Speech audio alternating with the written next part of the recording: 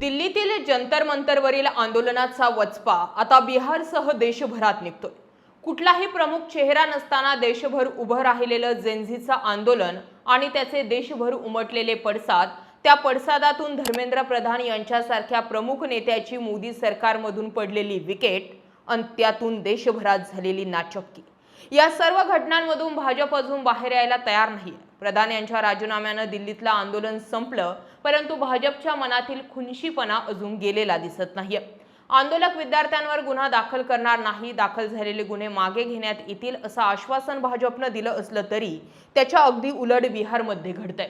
आंदोलक विद्यार्थ्यांवर नुसते गुन्हे नाही तर AK-47 चालवण्यात आल्याचे व्हिडिओ आता समोर येत आहेत। एखाद्या आतंकवाद्यावर AK-47 रोखावी अशा पद्धतीने विद्यार्थ्यांवरती चालवण्यात आली। दहशतवाद्यांप्रमाणे आंदोलकांचे फोटो चौकात चिपकवण्यात आलेत।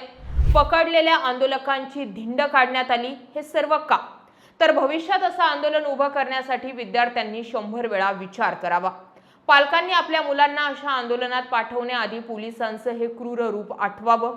दिल्लीतलं आंदोलन जरी संपलं असलं तरी CJPचे कार्यकर्ते आणि पदाधिकाऱ्यांचे पार्टी करत जल्लोष करतानाचे व्हिडिओ जारी जरी झाले असले तरी दुसरीकडे पोलीस आता राज्यात झालेल्या आंदोलनातील विद्यार्थ्यांना अक्षरशः पकडून तुरुंगात टाकत असल्याचे अनेक मीडिया रिपोर्टमधून समोर येत आहे। CJPनं देशभरातील आंदोलक विद्यार्थ्यांवरील गुन्हे मागे घेण्याची मागणी केली असताना उलट सरकार त्यांना तुरुंगात टाकतंय। हा सगळा खेळ म्हणजे भविष्यातील आंदोलन दडपण्याचा प्रकार असल्याचा आरोप आता विरोधक करतायत। दिल्लीत पॅलेट गनच्या प्रकरणानंतर बिहारमधील AK-47चं प्रकरण नेमकं काय? CJPची यावर भूमिका काय? विरोधकांनी हा मुद्दा संसदेत कसा उचलून धरलाय याचाच आढावा घेणारा हा रिपोर्ट। 25 जुलै रोजी नीट पेपर फुटी विरोधात संतापलेले शेकडो विद्यार्थी आणि युवक हे सिवानमधील रस्त्यांवर उतरले होते। विद्यार्थ्यांनी केंद्रीय शिक्षण मंत्री धर्मेंद्र प्रधान यांच्या राजीनाम्याची मागणी करत शहरात जोरदार घोषणाबाजी सुरू केली आणि मोर्चा काढला। विद्यार्थ्यांचा मोर्चा पुढे सरकत असताना पोलिसांनी त्यांना रोखण्याचा प्रयत्न केला। यामुळे पोलीस आणि विद्यार्थ्यांमध्ये बाचाबाची झाली। परिस्थिती आटोक्यात आणण्यासाठी पोलिसांनी आधी आंदोलक विद्यार्थ्यांवर लाठीचार्ज केला आणि अश्रुधुराच्या नळकांड्या सोडल्या। पोलिसांच्या अमानुष लाठीमारानंतर संतप्त जमावानं पोलिसांच्या दिशेने दगडफेक सुरू केली। या दगडफेकीत सिवानचे पोलीस अधीक्षक पूरन झा यांच्यासह काही पोलीस कर्मचारी जखमी झाले। आपल्या अधिकाऱ्याला दुखापत झाल्याचं पाहून SP पूरन झा यांचे अंगरक्षक अभिषेक पटेल यांनी थेट AK-47 रायफल निशस्त्र विद्यार्थ्यांच्या दिशेने रोखल्याचा आरोप होतोय। काही मीडिया रिपोर्टनुसार पटेल यांनी आंदोलकांच्या दिशेने थेट 3 राऊंड फायर केले। यामध्ये 3 विद्यार्थी गंभीररित्या जखमी झाल्याचं म्हटलं जातंय। मोहम्मद आरिफ नावाच्या एका 15 वर्षाच्या अल्पवयीन मुलाच्या थेट मानेत गोळी घुसल्याची माहिती समोर येते। गोळीबारानंतर सिवानमध्ये प्रचंड तणाव निर्माण झाला होता। ही घटना देशासमोर येऊ नये म्हणून प्रशासनानं तातडीने सिवान जिल्ह्यातील इंटरनेट सेवा 24 तासांसाठी बंद पाडल्याचं म्हटलं जातंय। परंतु 24 तासांनंतर जेव्हा इंटरनेट सेवा पूर्ववत झाली तेव्हा काहींनी मोबाईलमध्ये कैद केलेले पोलिसांचे व्हिडिओ सोशल मीडियावर प्रचंड व्हायरल केले, ज्यातून हा संपूर्ण घटनाक्रम समोर आला। व्हिडिओ व्हायरल होऊन देशभरातून संताप व्यक्त झाल्यानंतर सिवानच्या SPंनी गोळीबार करणाऱ्या अभिषेक पटेल याला तातडीने निलंबित केले। RJD खासदार मनोज झा यांनी या संपूर्ण अमानुष घटनाक्रमाविरोधात सर्वोच्च न्यायालयामध्ये याचिका दाखल केली आहे। दुसरीकडे या घटनेमुळे संसदेचे पावसाळी अधिवेशन हादरवून सोडले। यावरून विरोधी पक्षनेते राहुल गांधी, प्रियंका गांधी आणि मनीष तिवारी यांनी संसदेत थेट गृहमंत्री अमित शहा यांना धारेवर धरले।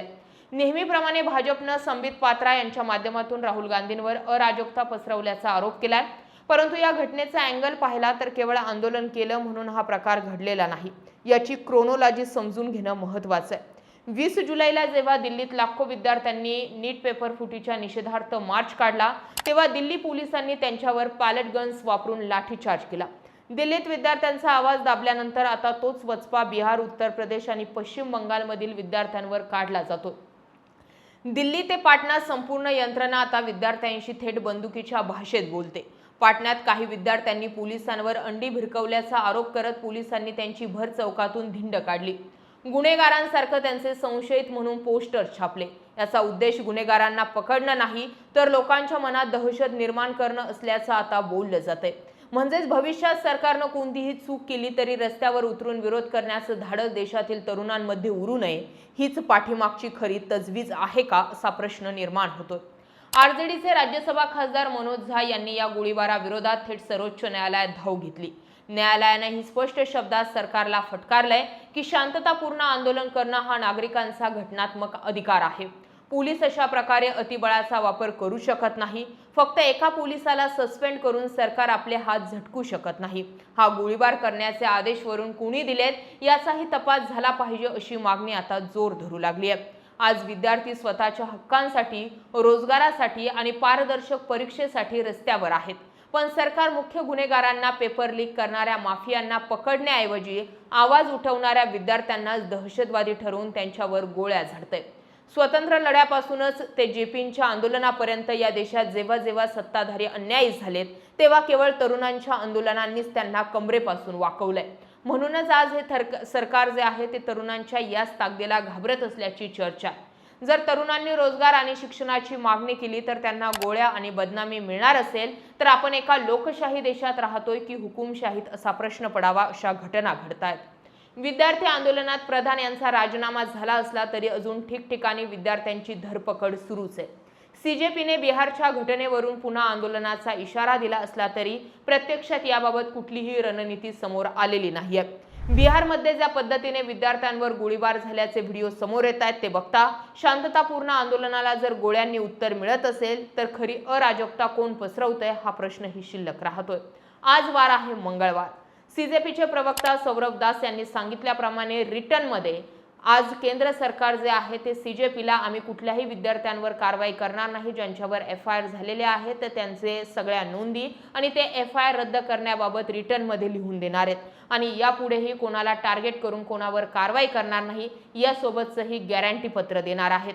आज मंगळवार आहे. आज नेमकं काय घडतंय याकडे पाहावं लागणार आहे. नाहीतर ज्या विद्यार्थ्यांवरती या आंदोलनामध्ये गुन्हे दाखल झालेत उद्या त्यांच्या भविष्याचा प्रश्न निर्माण होतोय. तुम्ही बिहारमध्ये उद्भवलेल्या या परिस्थितीकडे नेमकं कसं पाहता? सरकार खरोखर पुन्हा कधी कुठल्या विद्यार्थ्यांनी तोंड उघडू नये किंवा आंदोलन करू नये याची तजवीज करतंय का? कमेंटमध्ये जरूर व्यक्त व्हा. जय महाराष्ट्र.